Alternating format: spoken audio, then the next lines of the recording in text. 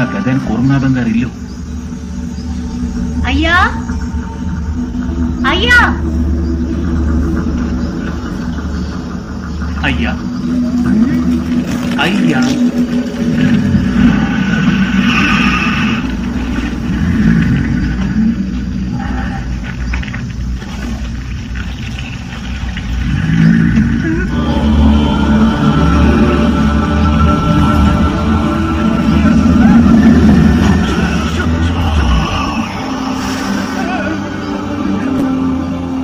కూర్మనాథుడు తాబేలా? ఏంట్రా అయ్యాన్ని పిలిస్తే తాబేలు వచ్చింది? వామ్మో, ఎంత పెద్దది! నమస్కారం అండి. అయ్యా, నిన్ను మరుగుజ్జు మహారాజు కూతురిని చంపని ఇతను మనోహరుడు. ఇతనికేదో సమస్య. మీరు కొంచెం... మనోహర, నువ్వు మాత్రం ఎదురుగా వచ్చి నిల్చో.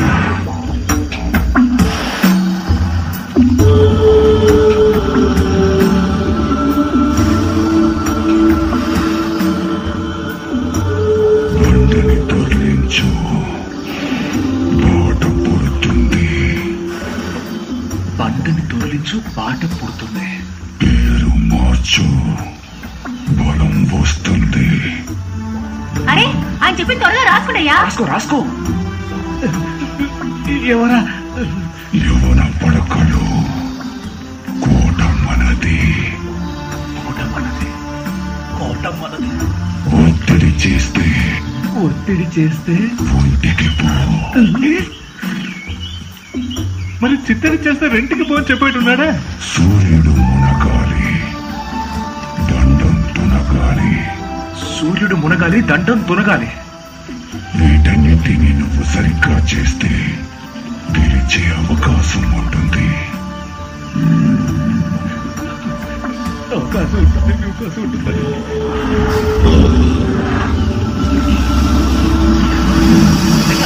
అయ్యా అయ్యా, తలుపు మూసుకుపోయింది. ఈ భాగ్యానికి ఆ తాపేలు నోరు తెరటం ఎందుకో? కొనంగి మూర్ఖుడు ఎక్కువగా మాట్లాడతాడు, అర్థం తక్కువగా ఉంటుంది. మేధావి తక్కువగా మాట్లాడతాడు, అర్థం ఎక్కువగా ఉంటుంది. తక్కువగా మాట్లాడచ్చు, కానీ తిక్క సంఖ్య ఇలా ఒక్క ముక్క కూడా అర్థమైతే అవ్వకుండా ఇలా పిచ్చి పిచ్చిగా మాట్లాడు.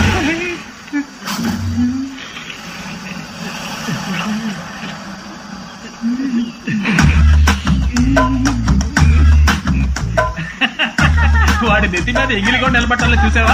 నోటి దూల వల్ల దూల తిరిగి.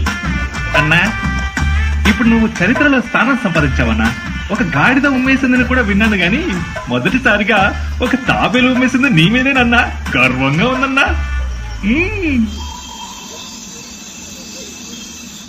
ఇదిగోండి, తీసుకోండి. ఇవయ్యా ఒక్క ముక్క చాలు, నాకు రోజుకు సరిపోతుంది. అవును, భూలోకం మాలోకం జంబేది? జంబా లంబాతోనే ఉంటుంది. నేను ఫోన్ చేశాను, నువ్వు ఇలుగు బట్టి ఇలుగుతో కబుర్లు చెబుతుందేమిటి? నేను ఇప్పటిదాకా ఈ లోకంలోనే ఇంత అందమైన కళ్ళు మీరెక్కడ చూడలేదు. కర్మ, వంగి చూస్తేనే మనిషి కనిపిస్తుంది, ఇందులో కళ్ళు చూసి కవిత్వం వేరే. కానీరా. అయ్యో, ఎందుకు ఏడుస్తున్నావు? నిన్ను చూడగానే నా హృదయం రెండు ముక్కలైపోయింది. చాలా దూరం పోయింది. అవును జంబా, నా మనసుని నీకే ఇచ్చేశాను. లంబా జంబా, లంబా. జంబా. ఛీ! ఈ పొట్టిది ఆ పొడుగోడు ముద్దు ఆడుకోవటం అంటే. నీకు దానికి కూడా దిక్కులేదుగా, మూసుకొని పడుకో.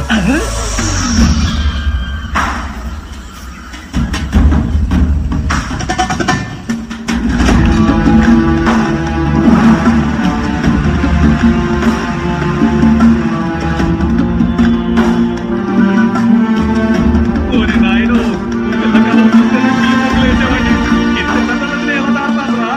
అలాగే గొడవలే. రే లంబా, ఆ కాలంలోనే సగం మంతినే కట్టి డబ్బులు నొక్కేసినట్టున్నారా?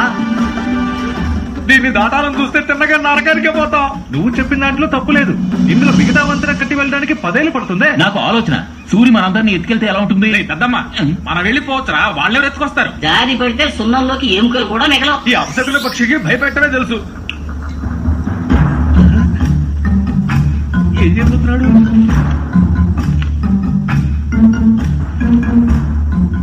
బండని దొర్లించు, బాట పుడుతుంది.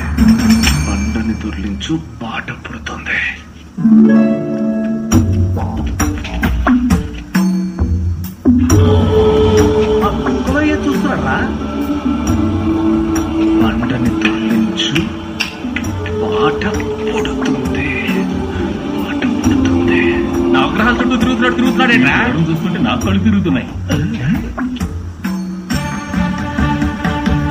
అంచనా నిజమైతే ఈ బండని తీసుకెళ్లి ఆ రంధ్రాన్ని మూయాలి.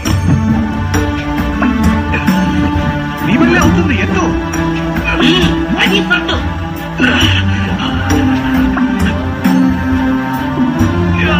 భలే భలే, జవాన్. అంతే. అదే, ఎత్తు.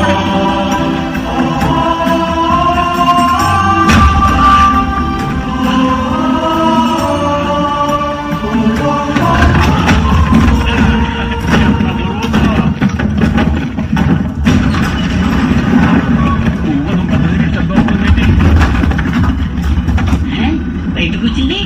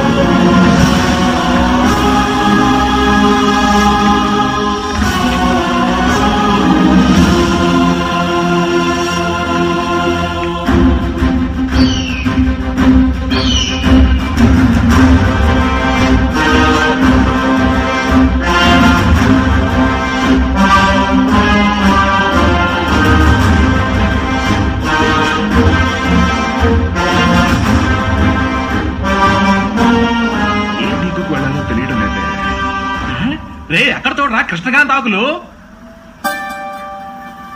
మనోహర, ఇవి దారి చూపించే అపూర్వమైన ఆకులు. ముందు వాటిని తీసుకోండి. జంప, నువ్వు పుస్తకం తీసుకో. ఇదిగో ఇక్కడ రాసిందిగా, ఈ ఆకును మడిచి పీపీఎని ఊతే గాలిస్తుందా? నా నోట్లో చుమ్మ వస్తుంది. పీపీఎని ఊతే పచ్చ కప్పొచ్చి దారి చూపిస్తుందని రాసింది. ఏమయ్యా, 2 కాళ్ళు మనకే తెలియని దారి 4 కాళ్ళు కప్ప చూపిస్తుందా? దారి తెలియడానికి 2 కాళ్ళు ఉంటాయేంటి, 4 కాళ్ళు ఉంటాయేంటి? ఇంకోసారి ఊదు మనోహరా.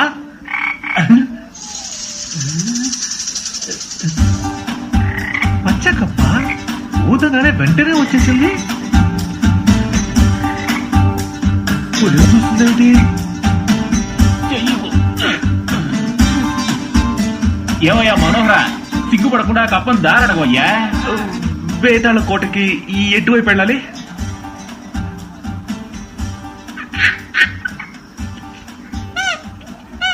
ఏ మనోహర, కప్పం తరవేకయ్యా. ఏం రాసిందో పూర్తిగా చదువుదాం. ఇటు చూడు, పచ్చ మండోకం వస్తుంది. వచ్చాక పెళ్ళైన బ్రహ్మచారిగా ఉన్న ఒక ఏకపత్నివతుడు వెళ్లి దాన్ని దారడిగి ఆ కప్ప వీపు మీద గట్టిగా నాకితే అది దారి చూపిస్తుందని రాసి ఉంది. చివరికి నేను బలే ఎట్టున్నాను.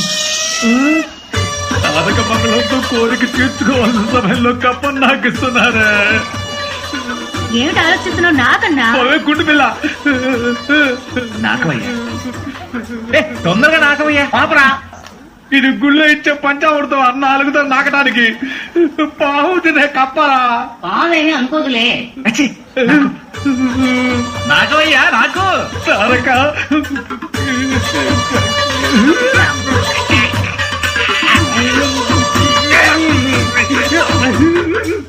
పచ్చకప్ప పేదల కొట్ట ఎక్కడ?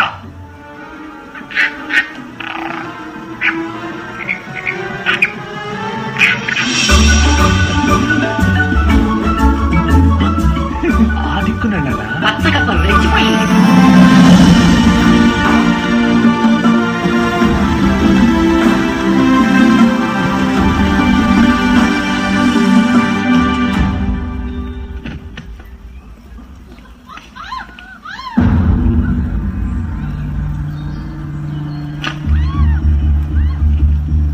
మందుబరి వదిలేసి ఎక్కడికి పోతున్నాడు?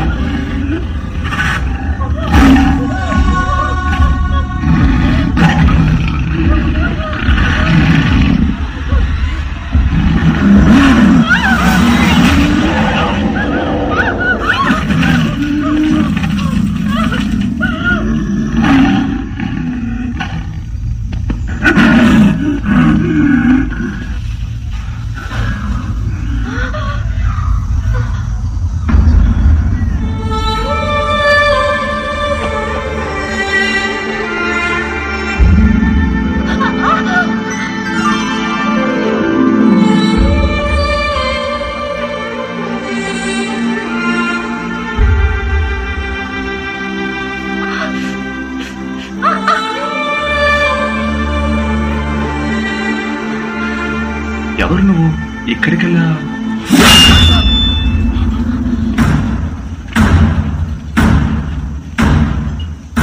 ఎవరా నువ్వు? యువరాణితో నీకేం పని? యువరాణి చెప్పరా. నువ్వెవర్రా? యువరాణిని ఇందాక చిరుతో వెంటాడినప్పుడు పిక్కెలు ఏరుకోవడానికి పోయారా? అయ్యో, ఆయన దళపతి.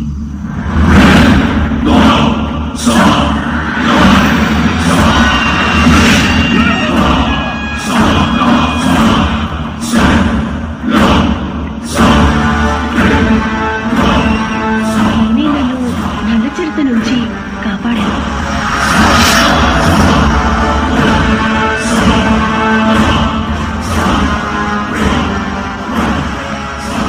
నేను బేతాళకోట దళపతి జలంధరుణ్ణి.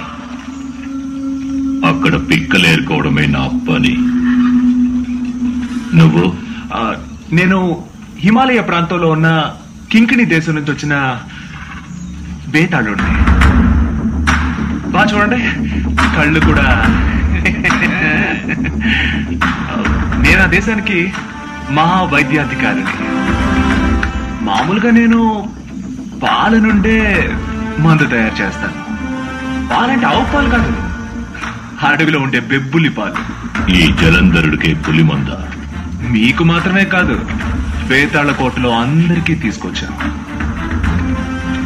ఇక ఈ పులిమందు ఎలా పనిచేస్తుందో అది మాత్రం చూడండి. మరైతే నేనే కోటకు తీసుకువెళ్ళాలి. మీరు తీసుకెళ్ళకపోయినా నేనే వచ్చేస్తానులేండి. అంతా పరీక్షించాం. మూటల్లో ఉన్నవి మందుల మూలికలు, విత్తనాలే.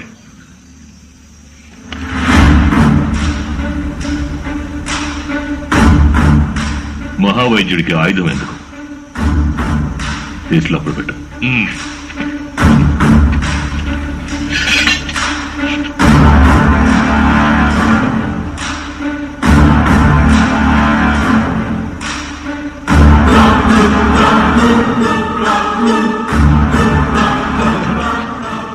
శక్తి మందు తీసుకున్నారు. ఇక మనం కొర్రలు పీకిన పావులు అయిపోయాం. దిగాం కదా, సత్తా ఏంటో చూపిద్దాం.